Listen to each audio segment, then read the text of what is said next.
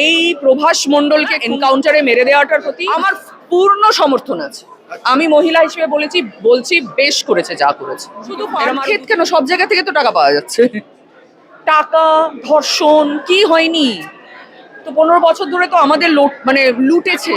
অনেক আর্টিস্ট বলছে আমাদেরকে জোর করে, কেউ কাউকে জোর করে নিতে পারা যায় না, তাহলে আমাদেরও নিয়ে যেতে পারে। যারা যায়নি তারা কি তারা অভিনেতা অভিনেত্রী নয়? অনেকে চেষ্টা করছে শুরুতেই 2 মাসের মধ্যেই একেবারে পুরো ঘেঁটে দাও এই গভর্নমেন্টটাকে। অনেকদিন পর যে মানুষটাকে আমরা আমাদের ক্যামেরার সামনে পেলাম, কেমন আছেন সেটা? আমি ভীষণ ভীষণ ভীষণ ভালো আছি, খুব ভালো আছি। 4 তারিখের পরে আকাশটা কি অন্যরকম দেখতে পাচ্ছেন? 4th মে এর পরে দেখতে তো চাইছি। চাইছেন? অফকোর্স। কি চাইছেন একজন শিল্পী হিসাবে? শুনুন, আমি একটা কথা বলি, পশ্চিম বাংলাকে না এখন নতুন করে কনস্ট্রাক্ট করতে হবে। আমরা একটা রিকনস্ট্রাকশন ফেজে আছি। People who are thinking everything is going to change overnight, তো সম্ভব নয়। কারণ গত 15 বছর পশ্চিম বাংলাকে যেভাবে নষ্ট করা হয়েছে, আলাদা করে আর কি বলবো, সবাই তো সবটা জানে কি হয়েছে না হয়েছে। সো এই যে পাটক্ষেত থেকে এত টাকা পাওয়া যাচ্ছে, এটা কি সেই আমরা আদিম? শুধু পাটক্ষেত কেন, সব জায়গা থেকে তো টাকা পাওয়া যাচ্ছে। টাকা, ধর্ষণ কি হয়নি? তো 15 বছর ধরে তো আমাদের লুটেছে। তো ন্যাচারালি এখন দেখা যাক নতুন সরকার কি করেন, কিন্তু নতুন সরকারকে অনেকটা সময় দিতে হবে। সোশ্যাল মিডিয়ায় এখন পলিটিক্যাল এজেন্ডার সবার যে যার নিজস্ব আছে, তাতে আমি যাচ্ছি না। অনেকে চেষ্টা করছে শুরুতেই 2 মাসের মধ্যেই একেবারে পুরো ঘেঁটে দাও এই গভর্নমেন্টটাকে, অনেক কিছু নিয়ে এমন করো যাতে ইট ইজ অল পলিটিক্যাল এজেন্ডাস। তো আমার মনে হয় চুপচাপ 1-2 বছর আমাদের এই গভর্নমেন্টকে সময় দেওয়া উচিত, and we have to see what they do. এই যে এই অতি সম্প্রতি এই 2-3 দিন আগে যে ঘটনাটা ঘটলো, তাতে একদল মানুষ খুব চেঁচামেচি করতে শুরু করেছে যে এই রকম ধরনের এনকাউন্টার কেন হবে এখানে? আপনি কি এর বিরুদ্ধে? একদমই নয়।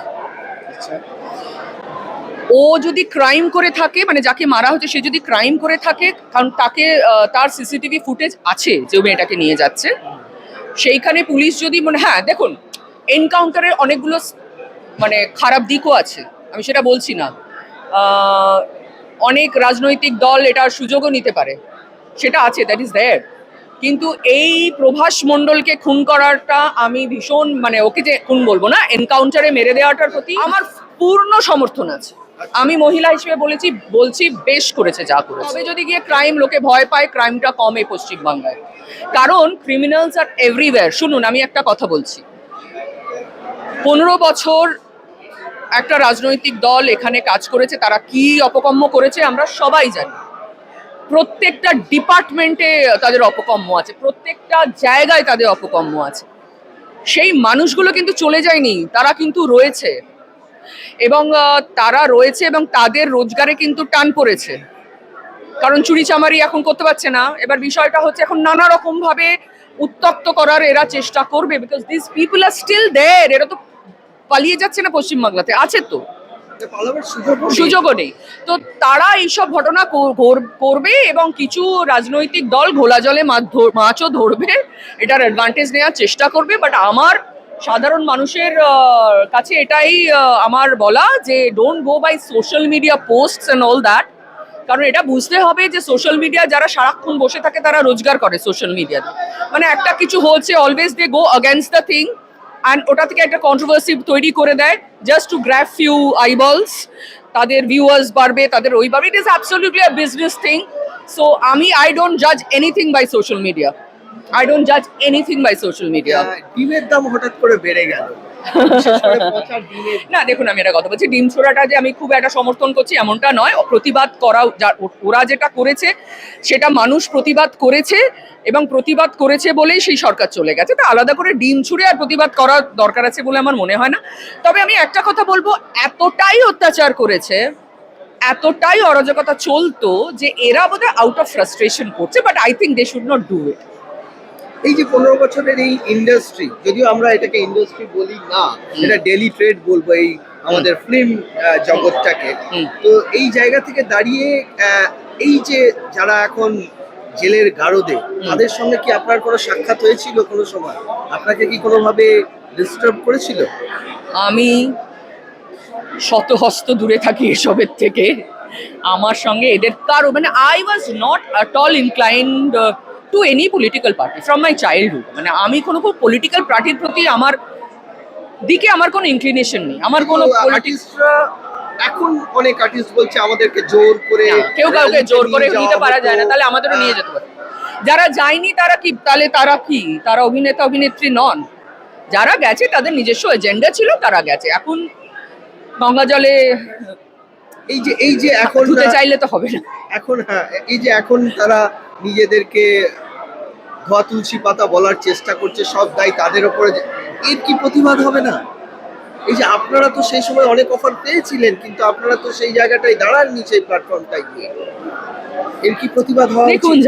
যারা গেছে তাদের নিজের ইচ্ছেতে গেছে, কেউ তাদের ফোর্স করেনি। আমি বিশ্বাস করি না যে সরকার একদম ফোর্স করে নিয়ে গেছে।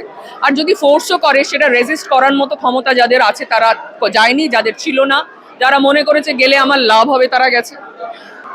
আমাদের চলচ্চিত্র জগৎ আবার সেই মাথা তুলে দাঁড়াতে পারবে? আমি আশাবাদী, এবং দেখা যাক কি হয়। কারণ এই যে সরকারটা গঠন হয়েছে, যে পার্টি মানে বিজেপি সরকার, বিজেপি পার্টিটা ইজ ভেরি প্রো বিজনেস, এবং regimented. Very pro business, and it's a proper party, যার একটা হ্যাঁ একটা রেজিমেন্ট আছে, যার একটা নিজস্ব একটা শৃঙ্খলা আছে। সেটা ভালো কি খারাপ সেই তর্কে আমি যাচ্ছি না, that's a debatable topic. But আমি বলবো যে দে আর ভেরি প্রো বিজনেস। আর এই মুহূর্তে দাঁড়িয়ে পশ্চিমবাংলার ইকোনমিটা যে জায়গায় গেছে, উই নিড বিজনেস, এর বাইরে আর কোনো কথা নেই। প্রচুর মানুষ বাইরে রয়েছে হুম। যারা আমাদের রাজ্য ছেড়ে চলে গেছে, তাদেরকে কি কোনো, তাদের উদ্দেশ্যে কিছু বলবেন, কোনো বার্তা দেবেন? দেখুন, গভর্নমেন্ট তো অনেক ইনভেস্টমেন্ট আনার চেষ্টা করছে, অনেক কোম্পানি এখন দেখাও যাচ্ছে, নিউজে দেখছি তারাও আসছে, ইনভেস্ট করতে চাইছে। Let's we should give some time to the government. Nothing is going to happen overnight, it takes time. আর অ্যাকচুয়ালি রিকনস্ট্রাক্টিং ওয়েস্ট বেঙ্গল ধ্বংস হয়ে গেছিল, নতুন করে গড়তে হচ্ছে ওয়েস্ট বেঙ্গলকে, সব জায়গায় গন্ডগোল, তো সেটা তো সময় দিতেই হবে। আপনাকে পর্দায় ফিরতে কবে দেখবেন? আমি পর্দায় তো আছি, আমার ডিপ ফ্রিজ ছবিটা তো লাস্ট রিলিজ হয়েছে। আমি ডেলি সোপ করছি না বলে হয়তো লোকে মনে করছে আমি পর্দায় নেই, বাট আমি ডেলি সোপ করবো না। সো আমি এখন একটু আমি 3 বছর হলো ছেড়ে দিয়েছি, so I am quite determined যে I am not going to. এখান থেকে কোনো অসন্তোষ? নো, ইটস মাই চয়েস, আমার ভালো লাগছিল। তো আমি এখন ছবি আর ওটিটি প্ল্যাটফর্মে কাজ করার ইচ্ছে আছে, দ্যাটস। ধন্যবাদ ভালো আপনাকে। লাগলে লাইক এবং শেয়ার করুন, কমেন্ট সেকশনে গিয়ে জানান আপনাদের মতামত। কোথায় থেকে দেখছেন সেটাও আমাদের জানাবেন, তাহলে আমরা বুঝতে পারবো কত দূর আমরা পৌঁছতে পারলাম। আরও ভিডিও পেতে আমাদের চ্যানেলটি সাবস্ক্রাইব করুন এবং প্রতি মুহূর্তে আপডেট পেতে প্রেস করুন পাশে থাকা বেল আইকন।